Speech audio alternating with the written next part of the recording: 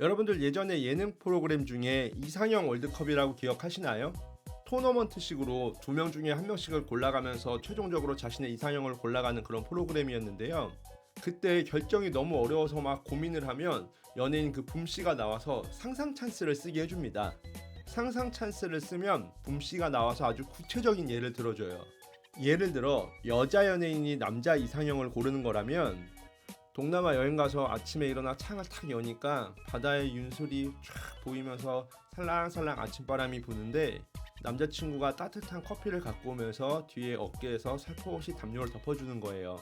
그러면서 뒤를 딱 돌아봤을 때 그 이상형이 누구였으면 좋겠다? 이런 식으로요. 이렇게 상황을 구체적으로 설명을 해주면 그 어려웠던 결정을 그나마 좀 쉽게 할 수 있는 그런 찬스였다고 생각하시면 됩니다. 자, 이렇게 어려운 결정을 상상 찬스가 조금 더 수월하게 해줄 수 있었던 이유는 아주 구체적인 예를 들어줬기 때문이에요.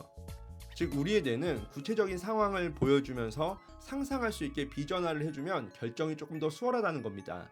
이 상황을 은퇴 섹터로 한번 갖고 와 보면 보통 사람들은 미래의 나를 타인보다 더 멀게 느낀다는 거예요.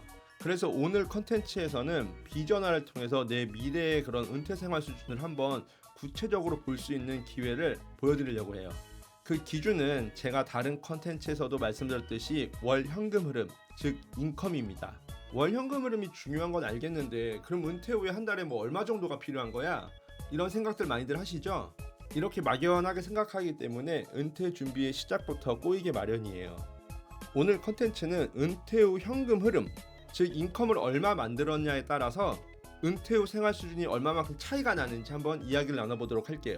보시면서 자신이 원하는 은퇴의 수준과 삶의 모습을 한번 예측해보고 비전화해보세요. 그럼 지금 시작하겠습니다.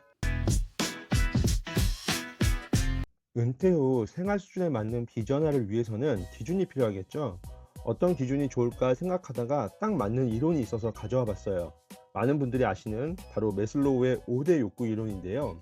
간단히 설명드리면 인간의 욕구는 가장 낮은 생존의 욕구부터 시작해서 다음으로 안정의 욕구, 사회적 욕구, 존경의 욕구, 자아실현의 욕구로 점점 올라간다는 거죠. 각 욕구에 대해서 간단하게 설명을 드리면 생존의 욕구는 말 그대로 살기 위한 욕구죠. 이렇게 생존의 욕구가 해결되면 사람들은 꾸준히 생존을 유지할 수 있는 안정적인 환경을 마련하여서 안정의 욕구를 챙기려고 해요. 이후 학교, 사회생활을 하면서 여러 사람들과 관계를 맺으면서 사회적인 영역을 넓혀나가면서 사회적 욕구를 실현하죠. 그리고 사회에서 여럿이 있다 보면 내가 더 우월하고 싶고 그래서 더 잘나면 부러움을 받는 그런 존경의 욕구로 추가되고 마지막으로 남이 나를 존경하는 것이 아니라 내 기준으로 나를 존경하는 자아실현의 욕구까지 이어진다는 이론이에요. 이 매슬로우의 5대 욕구 이론을 은퇴 생활에 접목해서 처음에 말씀드린 그 상상 찬스를 한번 써볼 수 있겠죠. 각 욕구별로 필요한 생활비 그리고 생활 수준에 대해서 설명드려 볼게요. 첫 번째는 생존의 욕구입니다. 생존의 욕구의 기준은 월 100만 원입니다. 월 100만 원 정도면 먹고 사는 짐을 해결하기 힘든 기초생활비도 만들어내기 어려운 수준이겠죠. 자존감은 유지할 수 없고 생존 자체에 위협을 받는 그런 수준이겠죠. 2024년 보건사회연구원 조사에 따르면 1인 고령가구 최소 생계비는 122만 원이라는 보고가 이를 증명합니다. 아무것도 없이 국민연금만으로 은퇴를 맞이하면 벌어질 수 있는 상황 정도겠죠. 몇 년 전 겨울에 발생한 난방비 대란 기억하시죠? 가스비가 오르면 겨울 난방이나 여름 에어컨 요금을 걱정해야 할 수준인 거예요. 외식이요? 접어두시기 바랍니다. 두 번째는 안정의 욕구입니다. 안정 욕구의 기준은 월 200만 원입니다. 불안하지만 최소한의 생활은 유지되는 수준이죠. 기본 생활을 충당하지만 의료비라든지 집에 대한 보수, 겨울 난방비와 같은 예기치 못한 지출이 나오면 생활의 퀄리티가 어려워지는 취약계층이라고 볼 수 있을 것 같아요.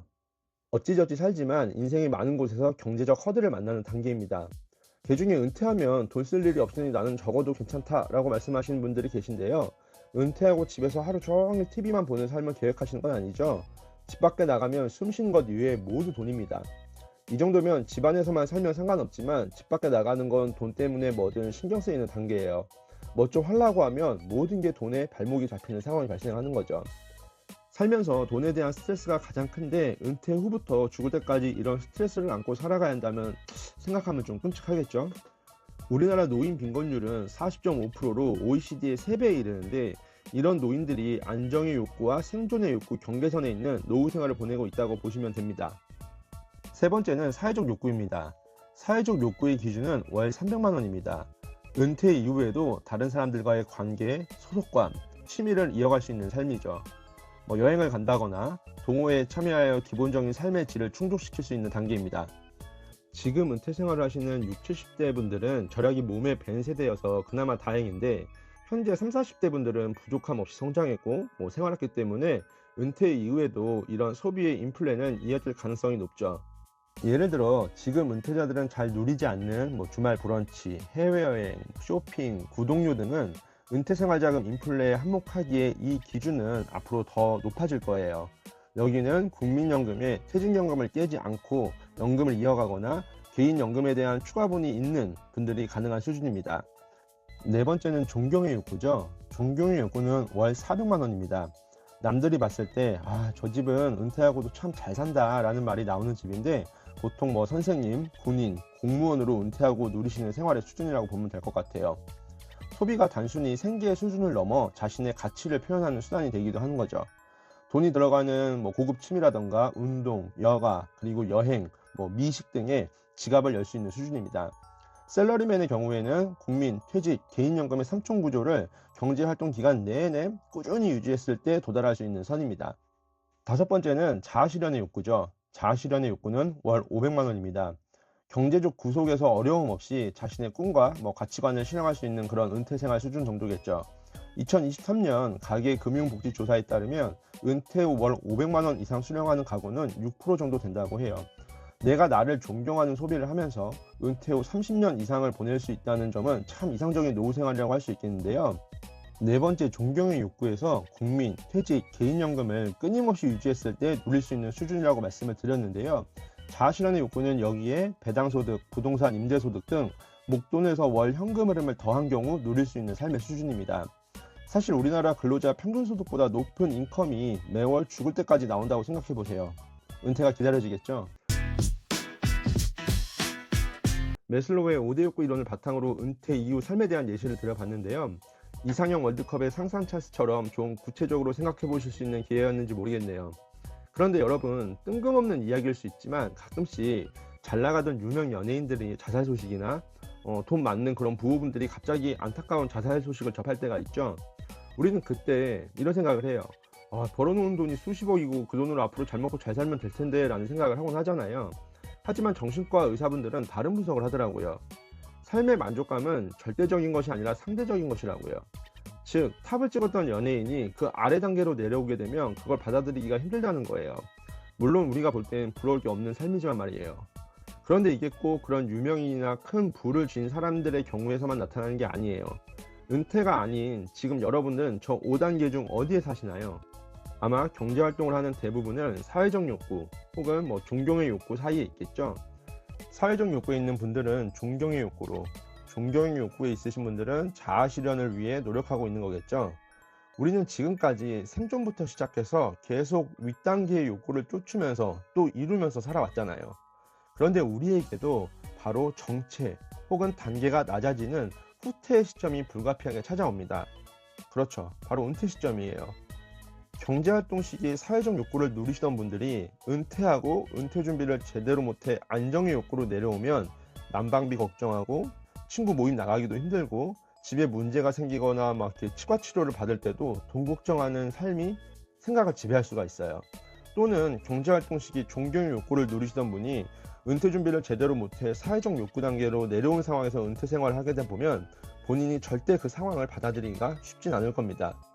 이렇게 급여 생활을 하는 평범한 우리도 결국 욕구의 정체기 혹은 후퇴기를 겪을 수 있다는 건 너무나 자명한 사실이에요. 그런 면에서 은퇴 준비의 핵심은 대박이 아니라 욕구 수준을 낮추지 않는 것이 목표가 되는 게 더 현실적일 것 같아요. 제가 자산, 즉 부동산이나 금융 보유 자산으로 이 설명을 드리지 않은 점이 궁금하신 분들도 있으실 텐데요.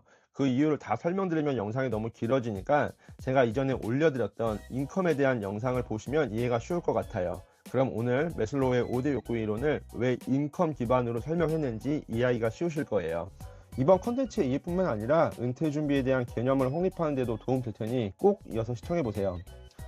그럼 또 이런 의문이 드실 분들도 계실 거예요. 저거 1인 기준인데 그럼 부부는 2배냐? 이거 참 애매한 질문인데요. 위 1인 기준 수준으로 치환을 하면 1.5배에서 2배 사이가 적당할 것 같네요. 다만 생존의 욕구는 2배, 안정의 욕구부터는 1.5배에서 2배 사이를 각자의 그런 라이프 스타일에 따라서 조정치를 두는 게 좋을 것 같아요. 이런 이론은 가이드라인일 뿐이거든요. 우리가 정말 스마트하다는 건 이런 이론을 자신의 삶의 맥락에 맞게 잘 대입하는 사람이겠죠. 이런 명확한 라이프 스타일에 대한 생각 없이 무작정 은퇴 전에 돈을 모으는 방향으로 재테크를 하면 은퇴 후 난감한 상황을 맞이할 수 있어요. 공부는 정말 열심히 했는데 시험 범위를 잘못 알고 시험 치러 가는 경우가 같다고 할 수 있겠죠. 매슬로우의 5대 욕구 이론을 바탕으로 미래 은퇴 수준에 대해서 한번 예측을 해봤는데요. 은퇴는 너무 먼 미래의 일이라 좀 공감하기 어려우셨죠? 우리는 좀 먼 미래의 일들을 근거 없이 낙관하는 경우가 많은데, 저는 이런 근거 없는 낙관보다는 차라리 현실을 인식하는 비관주의가 더 낫다는 입장이에요. 그런데 대부분 은퇴 준비하는 방법부터 지금 당장 뭘 해야 될지 모르는 경우들이 굉장히 많아요. 왜? 배운 적이 없으니까. 우리는 언어, 사회성, 직업, 업무 그런 모든 것들을 모르는 상태에서 배우면서 성장했잖아요. 은퇴도 바로 여기 은퇴 스터디 채널에서 하나하나 배워가면 됩니다. 그러려면 자주 방문해 주셔야겠죠? 맞아요. 좋아요와 구독 부탁드리려고 꺼낸 말입니다. 초보 유튜버인 저에게는 여러분들의 구독, 좋아요, 알림 설정이 정말 큰 힘이 됩니다. 유튜브 콘텐츠를 만들어 보니까 왜 그 많은 유튜버들이 저렇게 좋아요와 구독을 눌러달라고 구걸을 할까, 그걸 이제 알게 된 것 같아요.